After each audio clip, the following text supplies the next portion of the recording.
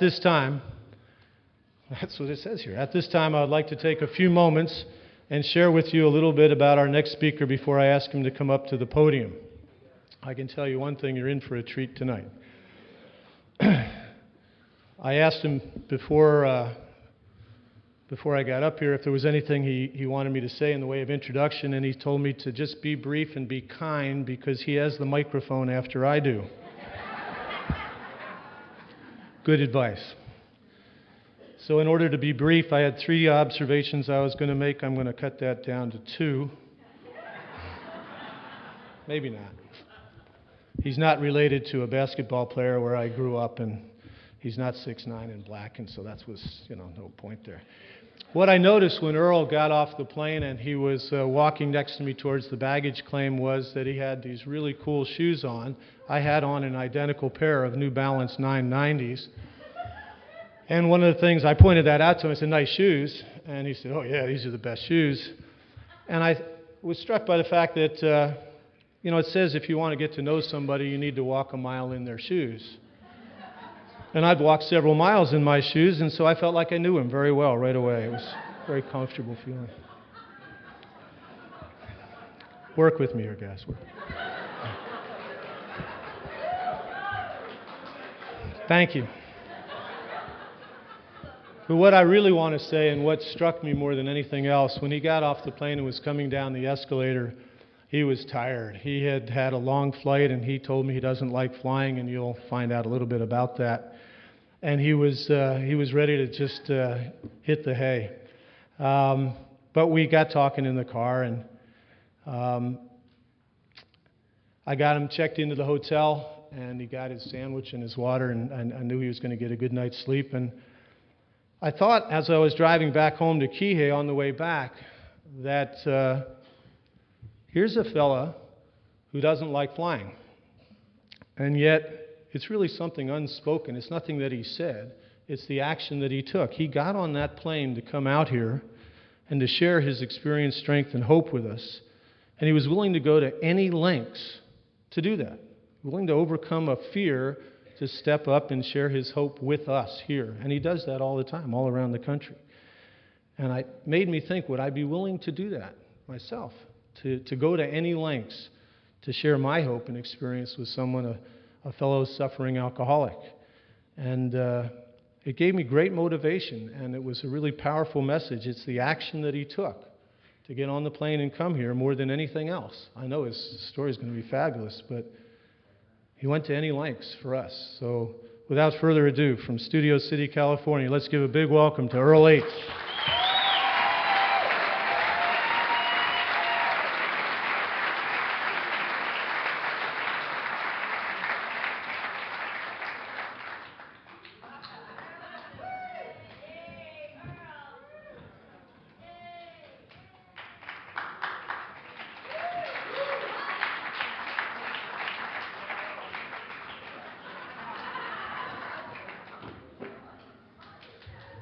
Hi, everybody. My name is Earl. I'm an alcoholic. Hi. Can you see me?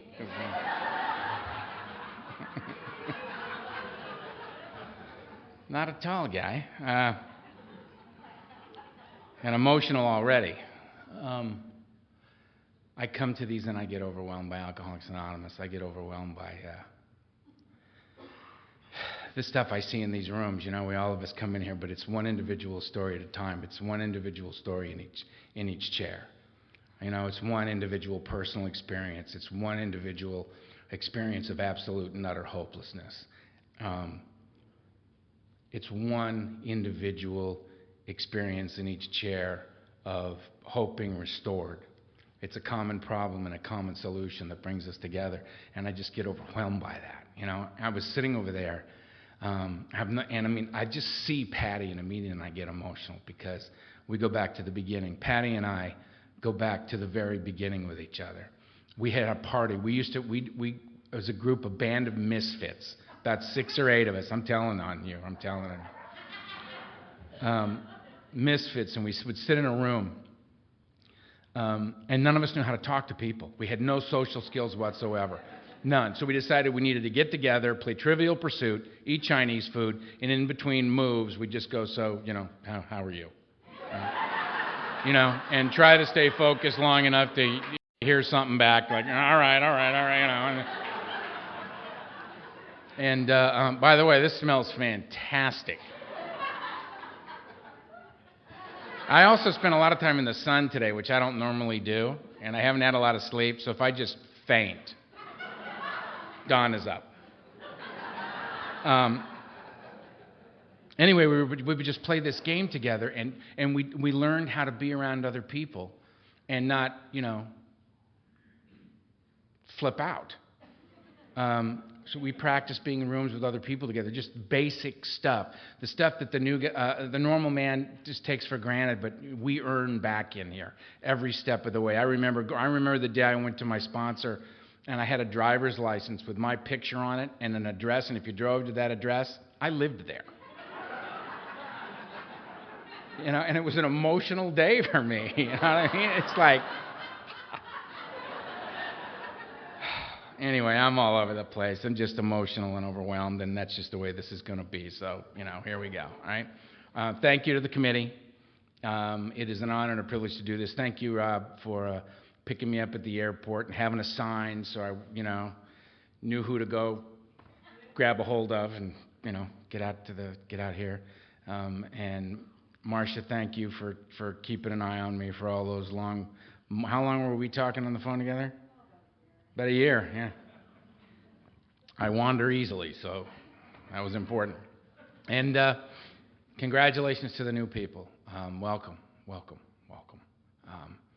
You have no idea how welcome you are. If you stay, you'll find out. I did not start drinking until I was 12. I held off as long as I possibly could. You know what I mean? Restless, irritable, and discontented for a long time. I got shipped off to boarding school when I was 12 years old, 5 feet tall, 103 pounds. My father decided that it was time for me to become a man because, manhood was right around the corner for me, right? And I ended up in a school of 250 boys. It was like Lord of the Flies in this joint. It was, they'd scoured the earth to find 250 of the brightest, most disturbed young men they could find. And I was the youngest and the smallest in the school, and I was terrified. No tools for living, no idea how to be in the world, didn't know how to do anything.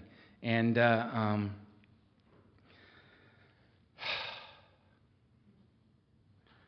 you guys, Stephen, you kill me, man. You too. Man, 7 days, 8 days. Stand up in a room like this and say, yeah, I'm an alcoholic. Come on. How do you hold it together in the face of this? Are you with me? I mean, that's just an amazing... I'll never get used to it. I hope I never get used to that. I hope I never get used to the magic of Alcoholics Anonymous. I'll probably just stop in the middle of every sentence throughout this thing and just say that. Right? So this could be a little bit disjointed, but we'll get through it. Because I want to get into recovery. I'm so sick of talking about my drinking, Started at 12, stopped at 28. 16 years, drinking and using. I drank and used no matter what. Given a good reason to stop, I did not. Right? That's the difference between me and the problem drinker. Problem drinker, you give them a good reason to stop. They do. Get a drunk driving charge, go before the judge. The judge says, I see you again, you're doing a year. Problem drinker goes, I don't want to do that. Stops drinking and driving. Me? I start wondering what it's going to be like in jail because I'm going. I know I'm going. I'm feeling really dizzy. Took me out in the sun too long. Look, she's getting nervous like, oh shit, he's going to fall over. Let's keep the water coming. Let's get some cold water up here.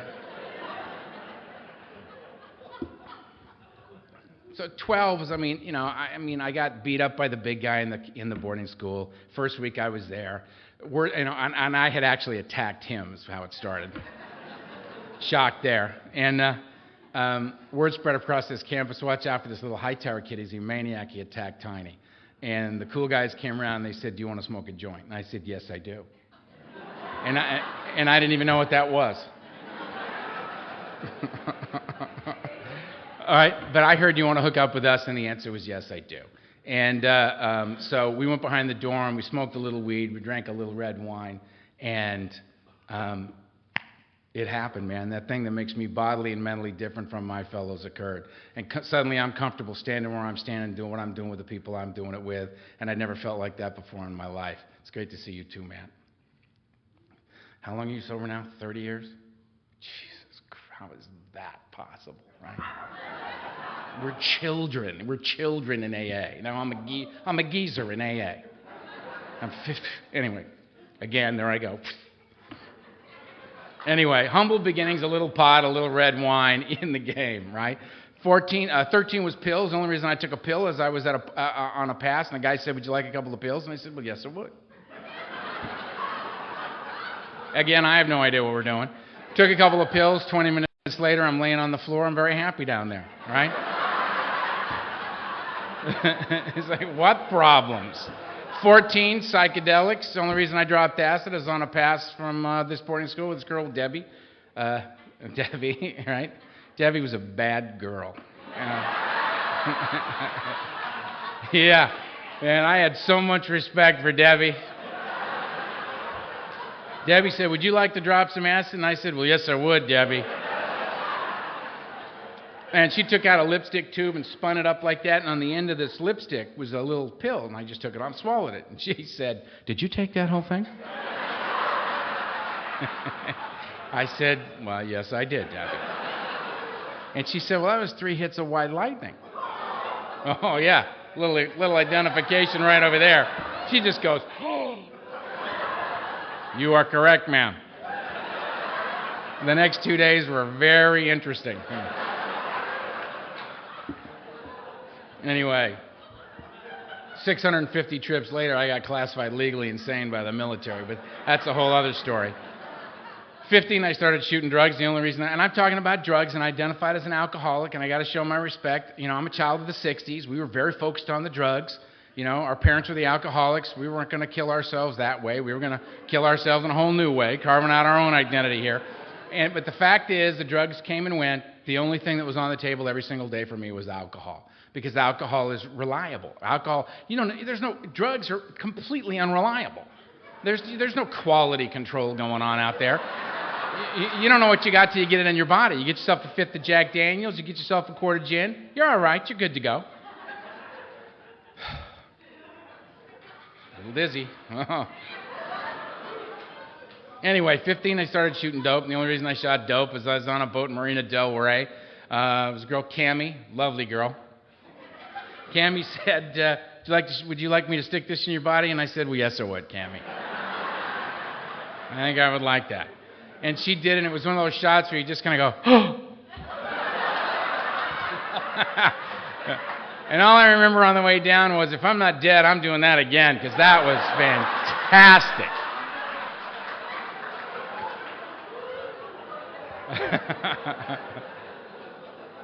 16, my first mental institution. 17, mental institution. 18, out on the streets doing what we do to stay loaded on a daily basis. 20 years old, I'm up north in college. I'm a drug dealer. I have no problem being a drug dealer. I'm studying marketing, production, distribution. I'm applying it to my business. Business is moving. I got no problem living a life like this because I have no morals. I have no ethics. I have no sense of family. I have no sense of community. I'm just loose. I don't know what I'm doing. I don't have any markers at all. Right? And then I get diagnosed. I get a physical, and they get diagnosed with malignant cancer. And I fly back to L.A. and they do major surgery on my upper back, and they prepare me to die and tell my family I'm going to die. And I remember thinking, this makes sense to me. I don't know what everybody's getting so worked up about, right? And anyway, I'm a long-term cancer survivor. I beat the cancer thing so far. I always love the applause for that. I mean, I'd love to take credit for that for some reason, but I assure you I was not a model patient.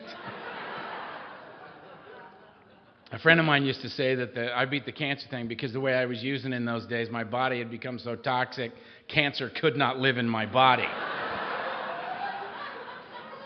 So, not a model patient. Beat the cancer thing, went back up to school. 21, my mother calls me, says, we haven't been anywhere as a family. We'll go anywhere in the world you want to go. Let's just go as a family. We've been estranged for 10 years. We have to put this family back together. So on my 22nd birthday, we took off to fly to Guadalajara, and on the way there, the plane crashed.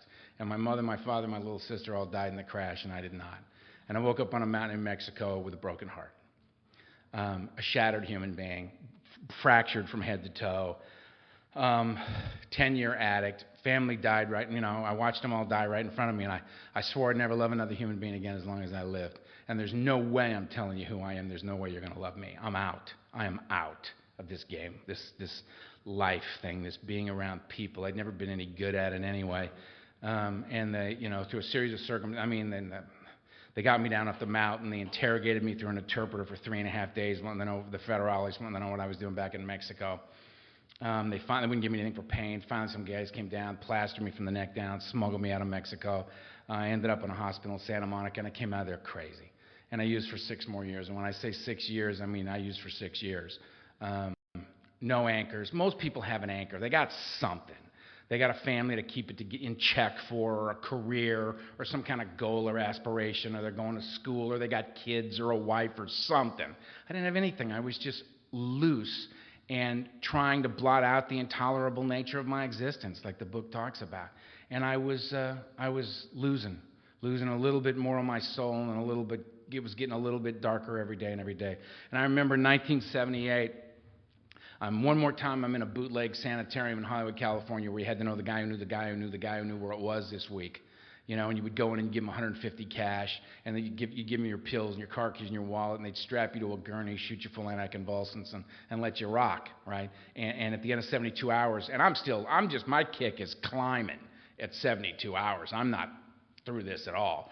72 hours, they'd unstrap you and let you go, and I'd been in there 3-4 times already. And 1978, the nurse came in and she unstrapped me from the gurney. I sat up on the bed. I'm just sick as a dog. And she said, Earl, you know you're an alcoholic, don't you? And I said, yes, ma'am, I do. And she said, you know that you're a drug addict. You know for you to drink or use is madness, don't you? I said, yes, ma'am. No hesitation whatsoever. Absolutely, no, I'm an alcoholic. I'm a drug addict, man. That's just the way it is. And she said, now, armed with this knowledge, Earl, and you're clean now. You've kicked. You're free. Armed with this knowledge, you're going to be a good boy. You're not going to drink or use no matter what, are you? And I said, hell no, I'm not an idiot. And I walked out of there and I drank for 2 more years because I couldn't stop drinking. And the madness, it just got darker and darker and darker and darker and darker. I came out of my last blackout. It was the day before my 28th birthday. It was November 6, 1980. That's my sobriety day. November 6, 1980. I came out of one more blackout. Both my hands are broken. At that point, I'd broken 74 bones. I had over 650 stitches in me. I'd been stabbed twice, shot at. The violence had been insane. My family's dead. I got no friends. I got no place to live. I burned it to the ground. They're deciding whether or not to charge me with the attempted murder of David Luboff. Beats me. I don't know what I had against him, but apparently it was meaningful to me at the time. Can I have some more water? And I had the moment of clarity. And the moment of clarity, when I was 5 years sober, my sponsor told me, Earl, the bottom for guys like you is dead. What I hit was an emotional and a spiritual bottom. I came out of that last blackout, and I knew that I wasn't connected to another human being in the face of the earth, that I was completely and utterly alone, and it was that aloneness that broke my spirit completely. And I knew I couldn't live another day like that, and if I didn't want to die, I was going to have to find consciousness beyond my own, because if you left me was my best thinking, I was going to drink again, because I didn't want to drink anymore. I didn't want to do that anymore. But I could not stand me on this planet without alcohol in my body. I couldn't do it. Thank you.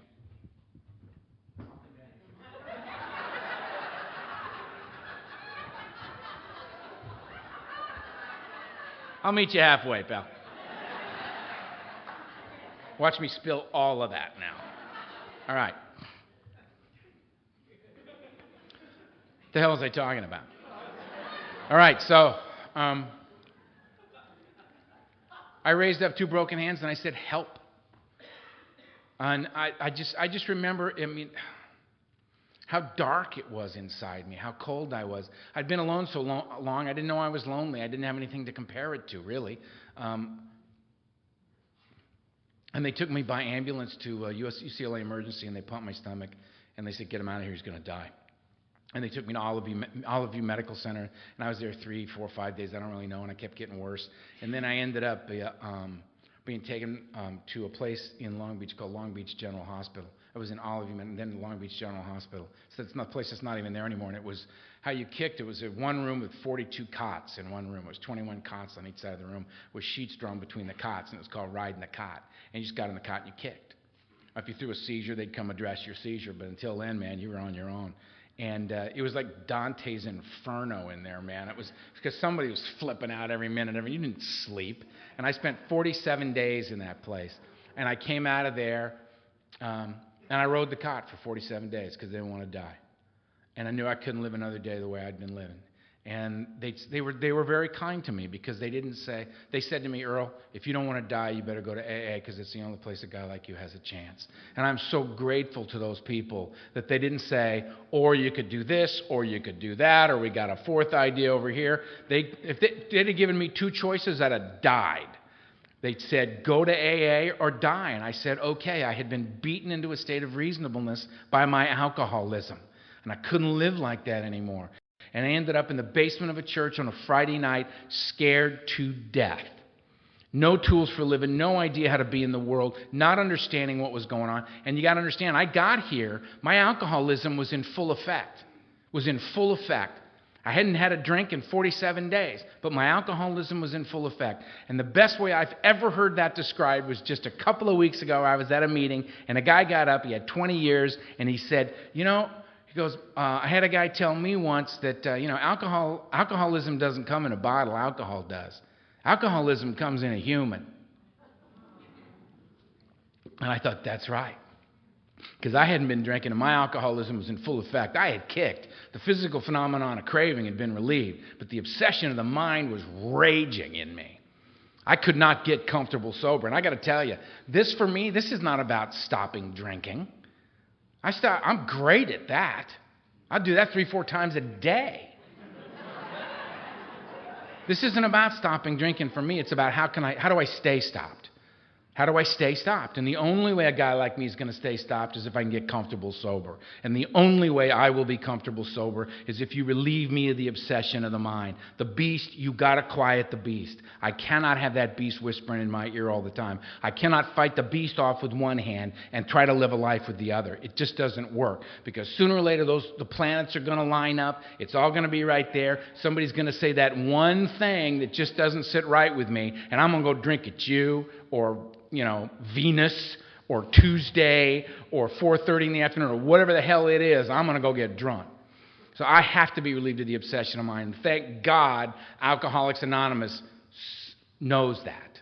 Alcoholics Anonymous is prepared to address the problem that I am confronted with. So I came through that back door and sat in the back with my arms folded, hair out like this, full beard, eyes darting around in my head, mad dogging everybody, just crazy. And the old-timers saw me.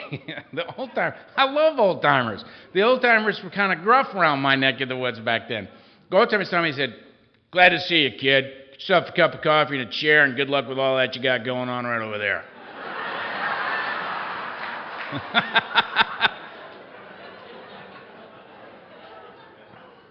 But every meeting's got a guy who's new, just caught fire with Alcoholics Anonymous. We'll be giving it away tonight. And he didn't see me mad dogging everybody. He didn't see all the signals I was throwing out. He just saw a new guy. And he came up on me and he said, hi, my name's Vegas. I'm an alcoholic. And I said, so what? Ain't exactly the highlight of my life. I don't know what you're so thrilled about. And he looked at me and he said, keep coming back. And a couple of guys over there went, oh, did you see that? Vegas laid the keep coming back on him. Very cool, very, very deep. I remember thinking, oh, great. Apparently there's some deep spiritual significance to keep coming back. I don't know what it is. I'm the loser one more time. Loving AA so far. Everybody gets it but me. And if you're new, and we do that to you, throw our slogans at you, keep coming back. One day at a time. Hey. Just turn it over, pal. Just turn it over. If we do that to you, I hope you have more courage than me. Just step up and say, excuse me. I don't understand the deep spiritual significance of turn it over. Would you mind expanding on that for me a little bit? In my neck, where I got sober, if they're honest, you'd have to say, about 70% of them would have to say, I don't know what it means either. They said it to me when I came in. I'm just saying it to you. I got no idea what the hell that means. The guy over there reads the big book. Let's ask him. Maybe he knows. Oh, man. Some opinions flying out, right? Anyway, what the hell was I talking about again? I'm lost again. Right, so I'm in the meeting. Keep coming back. Thank you. I know what that means now. So I'm in the back of the meeting, and a guy got up and he shared his experience, strength, and hope, and I'd never heard anything like that before in my life. I'd never heard anybody talk that way about those things. I'd never heard a man get up in public and talk openly and honestly about his feelings as a man, Talked about feeling not enough, talked about his head chewing on him, how he would get up in the face of a head that was after him, and he'd go give an honest day's work for an honest day's pay, and he'd go get something to eat, and he'd go to a meeting of Alcoholics Anonymous, and he would go to that meeting not to take from it, but to give to it, because he'd worked the 12 steps of Alcoholics Anonymous. He'd been relieved of the obsession of the mind as a result of the steps. He'd been set free. And he was going to those meetings to give that to the new guy walking in the door, because that was what gave him purpose and value beyond anything else that he could possibly do. And I thought that was the most amazing thing that I'd ever heard in my life. And I got to sit there with a look of disdain on my face and leave that first meeting I went to thinking, this is cool. I'm coming back. I'm going to come back. And I've never left you. And I've been here for 28 and a half years. And I couldn't stay sober for a day. Couldn't stay sober for a day on my own. So if you're new and you're sitting there and you're thinking, I'm too crazy to be here. Oh, you are not. You see this. You see all these people all polished up and shiny and got their little flowers on. And I got laid by a very large dude right before the meeting. That was the guy with 30 days. Where are you, man? There you are. Thank you. Thank you, man. Again, what the hell was I talking about? I don't remember. It doesn't matter anyway. I mean, what was I talking about? What? All right, settle down. Got 8 people. What? Spilling water.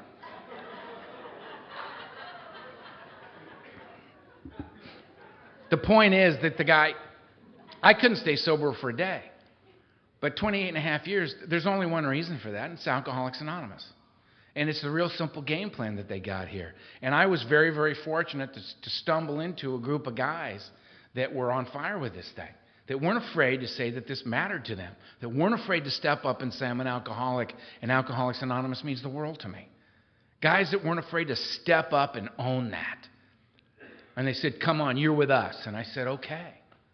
Like I had an option. I mean, when I got here, they could have said, listen, AA meetings are 12 hours long. They go from noon to midnight, and you got to go to one every day. I would have had no scheduling conflicts at all. I had nothing.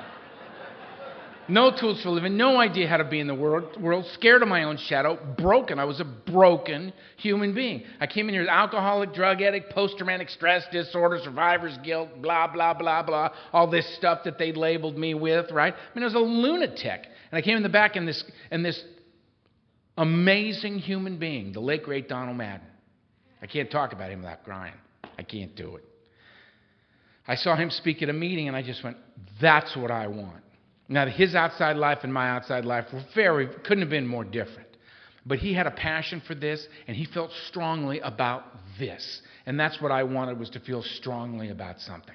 I wanted to be able to say, I'm with this. I'm with these guys. This is mine. This is what matters to me. And I just decided I would do whatever that guy said. And I said, will you sponsor him? And he said, yes. And you don't have to like what I tell you, and you don't have to think it's a good idea. You just have to do it, because this is a program of action. And I thought, I'm in. I can work around that. What I didn't realize was there was no working around that guy. He saw me coming days before I realized what was going on. Like, I remember saying to him, I don't believe in God. I don't believe in a God that would take my kind, gentle, loving little sister Kimberly and leave a lying, cheating, thieving, doping like me on this planet. There is no God. I ranted and raved and ranted and raved and ranted and raved. And one day he just smiled and looked at me and said, Earl, you can't be mad at a God you don't believe in. Yeah, I just reached out and plucked that right out of my bag of tricks. Right. Run on with that one there, little fella. Jesus. He used to do that to me all the time. Right? And so, I started going to meetings. I went to regular meetings regularly. I found out what goes on in here. If you're new, I'm not going to lie to you. There's this circle with a triangle. We got a triangle in here. We got a circle around it. It's an ancient spiritual symbol. It stands for mind, body, and spirit, brought together as the whole human being. And therein lies the balance that I sought my whole life and never could find, drunk or sober. Never could find that. Alcoholics Anonymous adopted that symbol. It's the same thing. It's unity, service, and recovery. That's it. Whole human being. Balance. Unity's the body. I bring it here. I couldn't get sober, but we seem to be able to, together. First word in the steps is we. We admitted that we're powerless. It's not me. We. I. We. Together. Us. That's an amazing concept for somebody that's completely encapsulated in their own pain. To be no longer separate and apart from, but to be joined together with other individuals in a common cause. Survival from a seemingly hopeless state of mind and body. So unity's the body, I bring it here. Recovery's of the mind, I work the steps. So I go to regular meetings regularly as a result of that unity. Recovery's of the mind, I work the steps. Steps are pretty simple. Step one is, what's the problem? Lack of power is my dilemma. I may be okay at other areas of my life. Not me, but you might have been. But when it comes to the question of drinking and using, nuts. That's lack of power is my problem. What should my solution be? Step two. Could I come to believe that a power greater than myself could restore me to sanity, soundness of mind, and relieve me of the obsession of drink and use? Yeah. It's going to have to be that, because I've tried everything I got. It's going to have to be consciousness beyond my own. Step three says I better make a decision to do something about this. Got on my knees, turned my will and my life over to the care of a God I didn't understand. But luckily for me, understanding God wasn't necessary to get this thing rolling. It was just a willingness to believe that there might be consciousness beyond my own that could help me in with this problem. So I got down on my knees and said, you want it? You got it. Take it. I can't live like this anymore. Got back up off my knees, got back up on the couch, and immediately embarked upon a plan of rigorous action. 4 and 5, me. 6 and 7, God. 8 and 9, you. Nobody else to play with. That's the whole team. Swallowed large chunks of truth about myself in 4 and 5. Read these things before another human being, before God to another human being. 6 and 7, I asked God to remove my defects of character because I'll remove the wrong stuff. I'll cut a deal. This little defect of character right here, really enjoying that one. You can have this. We'll talk maybe a month. We'll see about a swap. I'm cutting deals. I'm not going to give it up. I'm not going to let it go. Take it, God. Please take it, because I'll screw this whole thing up. 10, 11, and 12 keep me in the game. 10, me. 11, God. 12, everybody else. 10, I continue to take personal inventory, and when I'm wrong, promptly admit it. Promptly. They know me. They saw me. They were waiting for me. Because I'll develop, I'll wait till, I think October is good. It's a lovely month. God. 11, I seek God. How? Through prayer and meditation. What do I pray for? Knowledge of His will for me and the power to carry that out. Why do I meditate? To quiet the mind so that when the answers come, I can hear them. That's all.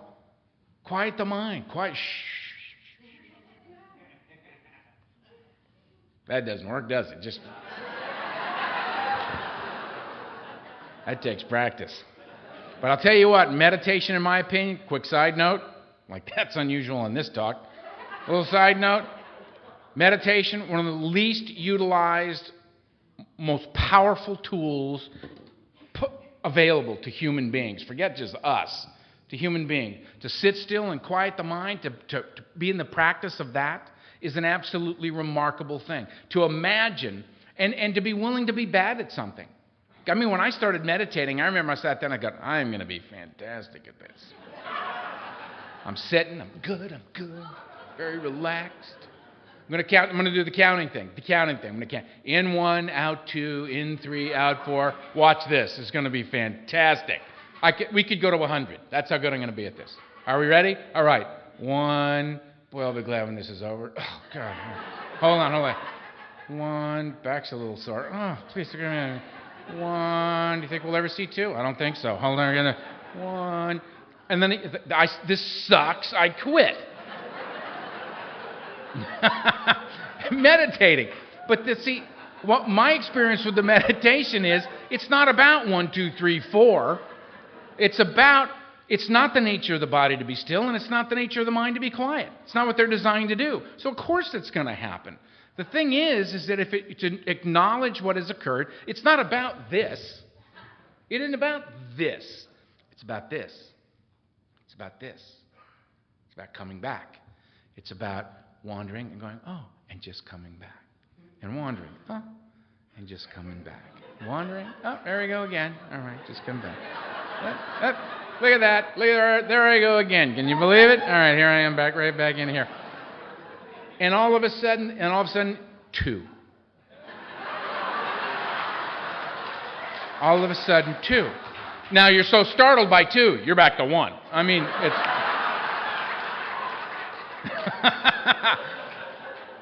But what ends up happening is you just do that a few minutes a day for, 20 years. It doesn't take that, if you're new, it doesn't take that long at all. But if you get to a place where you can close your eyes, breathe in, breathe out, open your eyes again, and you're coming from a different perspective entirely. You just let it go of everything you need to let go of, and you've started your day anew. It's an absolutely remarkable tool. So I seek through prayer and meditation to improve my awake, a consciousness, a God consciousness. 12. Having had a spiritual awakening is the result of doing this. Having been restored to sanity, soundness of mind, relieved of the obsession to drink and use. The whole idea, the obsession of the mind relieved, the beast no longer whispering in my ear. Peace, freedom, no longer enslaved by alcohol and drugs. Free, mind and body free. I can practice, the third side of the triangle comes into play. I can practice these principles and carry the message. I can be of service. I can be of service to another human being. I can actually walk up to another alcoholic who walks in a room and says to me, who says, I can't stop drinking, can you help me? I can say yes. Yes. And it's got absolutely nothing to do with my best thinking. This is such good news for us. Nothing to do with my best thinking. As taught to me by the original 100 as outlined in the Big Book of Alcoholics Anonymous. And the doctor's opinion in the first 164 pages. The original 100, the guys that got sober when it wasn't hip or fashionable, when the stigma was in full effect, when it was dangerous turf, man. And these guys came to know long-term sobriety in much greater percentages than anything we're seeing today, right? The original gangsters of AA, man, those guys, those 100, the big dogs, I go with those guys. And that this plan of action is outlined in that book by them, for me, and people like me. That's the most remarkable thing I could imagine. To be able to walk into a meeting of Alcoholics Anonymous and have somebody say, listen, here's the deal. We're going to do these simple things. We're going to go to regular meetings regularly. We're going to get you a sponsor, a guide, a spiritual guide, who's going to take you through the 12-step processes outlined in this book so that you can be relieved of the obsession of the mind and you can get comfortable, clean, and sober. And then we're going to ask you to, then the fourth thing we're going to ask you to do is to be a service. Get out of yourself and be a service to others. And you're going to catch a buzz the likes of which you have never seen. And that's one alcoholic to another saying that. And we don't lie to each other in here, man. We're brothers and sisters in here. We're not bound by blood. We're bound by a spiritual path. That's true. That's available to a guy like me. That's an astonishing gift. So, today, 28 and a half years sober, I do those things. I go to regular meetings regularly. I have a sponsor. I work the steps with the guys that I sponsor and with my sponsor, so I'm always in the steps. And I get out of myself and I'm of service on a daily basis. The guy who introduced me, Robin, introduced me, he said, obviously I don't like flying.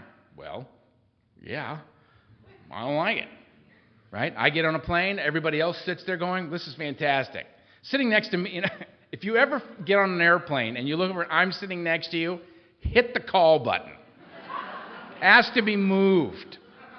Not a great guy to sit next to in a plane, because I'll sit next to you and go, you probably think these work all the time. People are like, oh, God. I hate flying. It scares me to death. Most people go to an airport, check their bags, go through security, go to the gate, get on the plane, and leave. I go to the airport, check my bags, go through security, go to the gate, accept my own death, get on the plane and leave. That's what I have to do to get on a plane. That's what I do. That's my little meditation. I just accept that that's, and that's okay, and then it's what I have to do. It scares me to death to get on planes. The idea of getting on a plane for 5.5 hours to come here, I didn't sleep much the night before. It's like, oh my God, that is forever. And I want you to know, it is. And I land and I see Rob there, the sign, I'm like going, this is fantastic, and then it hits you.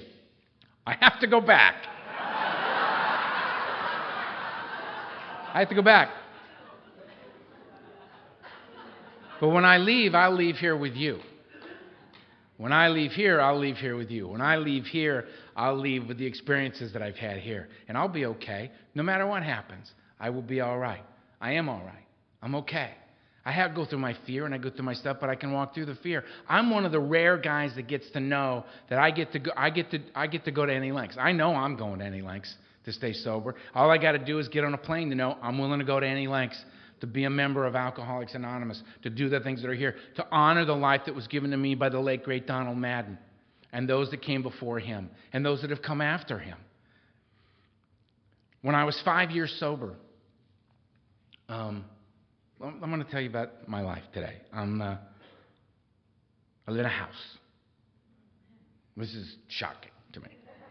Because you have a house, they know where to find you. And I don't like that, right? Where does he live? He lives right there in that house. It's so easy to find you. We bought this house, right? We bought this house. I don't know what possessed us, but we bought this house. And I'm standing in front of my house, and this is about God, this story. And I'm standing in front of my house that I live in with my wife, that I actually know. With my 2 German Shepherd rescue dogs, who love me unconditionally. They're great teachers. Dogs are great for people. If you don't have any, get a lot of them. And I'm standing in front of this house, and it's got like a lawn and plants, and there's, it's a nice neighborhood. I mean, there's like nice lawns and nice plants and stuff going up and down the street, and I'm looking, it's all nice, and I'm thinking, well, this is fantastic. It's like now there's more chores, right? Because you got to keep the lawn up. Because if the lawn dies, that's how they find you. You know what I mean? Good lawn, good lawn, good lawn, dead lawn. There's the alcoholics right in there.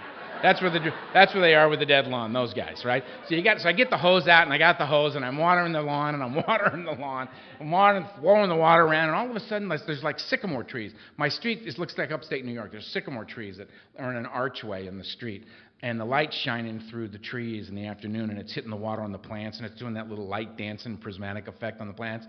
And I'm, with my history, I'm looking at the little, light prisms, and I'm going, well, this is nice. I can get into that. That's kind of cool. And then I think to myself, I remember back in school, I think, plants are in fact alive. And I'm pretty sure that they breathe in the carbon dioxide and out oxygen. While I'm standing right here breathing in the oxygen and out the carbon dioxide. We got a little thing going on here. This is pretty good, right? So it's now all of a sudden I'm catching a little buzz out on the front. Here's a little more for you, my brother. Here's a little more for you, my sister. Car drives by, sees man on lawn watering plants. Says not what is happening. There's an alcoholic on his front lawn catching a buzz with a few of his friends. I don't have to water my lawn. I get to. See what's happened? The power of choice has been returned to me. The power of choice is returned. I get to decide what my perspective on this is going to be. I get to look at my perception of things and say, here's a better way to go for me. Here's a better way to go. Because I'm free. I'm no longer enslaved by alcohol and drugs. I'm free. I get to do that. I get to catch a buzz with the plant life. And that's God to me, the plant life. I don't know anybody that knows how to make one of those from scratch. Not from scratch. It's a God thing. Life. And I walk around this island. Do you know what I did today?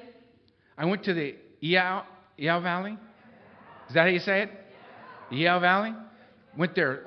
Some of us went up there, rented a car, and we went up to Earl Valley. We went up, and it's like going to Jurassic Park.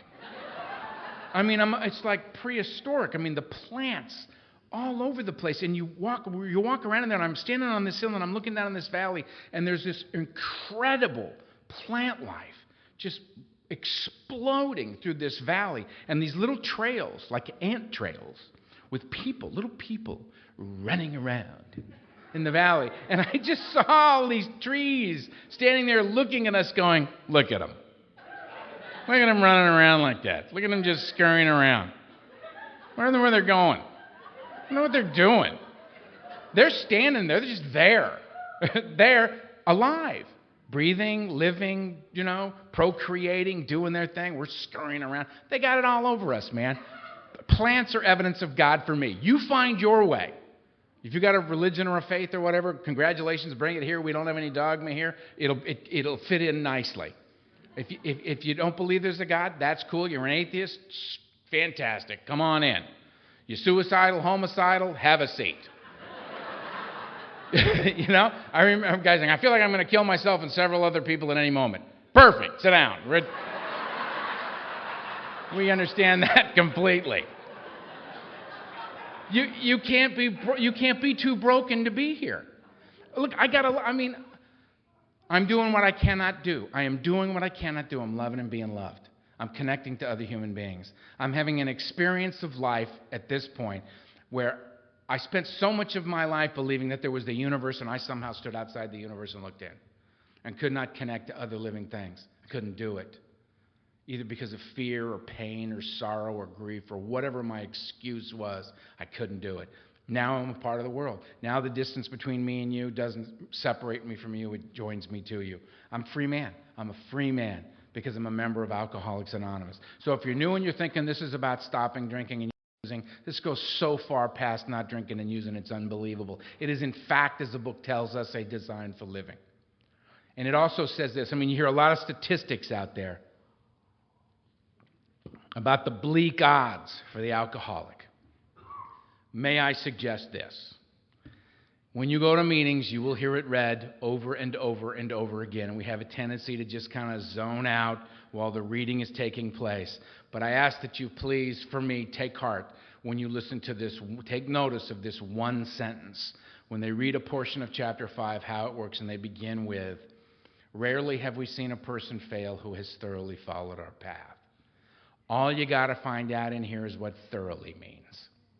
And what I think it means is we got to trust God, clean house, and help others. That's what I got to do.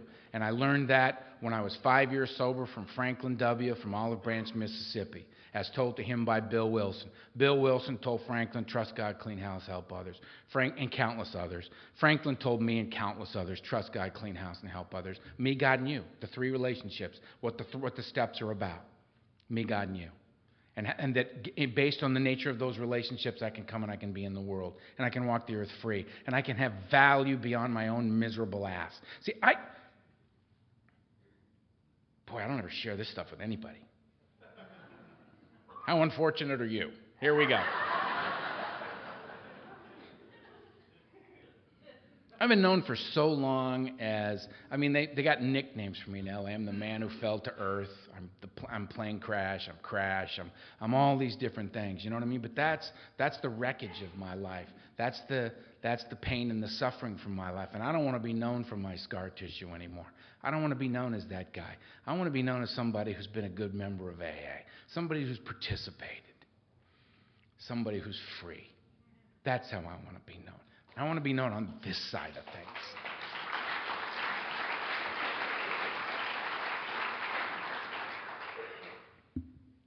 I don't want to be in the drama anymore. I don't need the big dramatic stuff. That's why I said in the beginning I was really struggling with not wanting to talk about my drunkalog anymore, because people are going, well, that guy's in a plane crash. You can't do it. And I asked my sponsor one time if I could just not even say those things, and he says, "This is what happened to you, say it." And I hung up the phone. Donald, I still love him to this day. I miss him a lot. So if you're new, congratulations. Congratulations. You have stepped in it now. You are among people that know and understand. We understand. More powerful than anything else, we understand. We understand because we have a shared experience. Right? I don't care if you're 18 years old and the guy next to you is 85. Things have not changed over the decades. These things have not changed.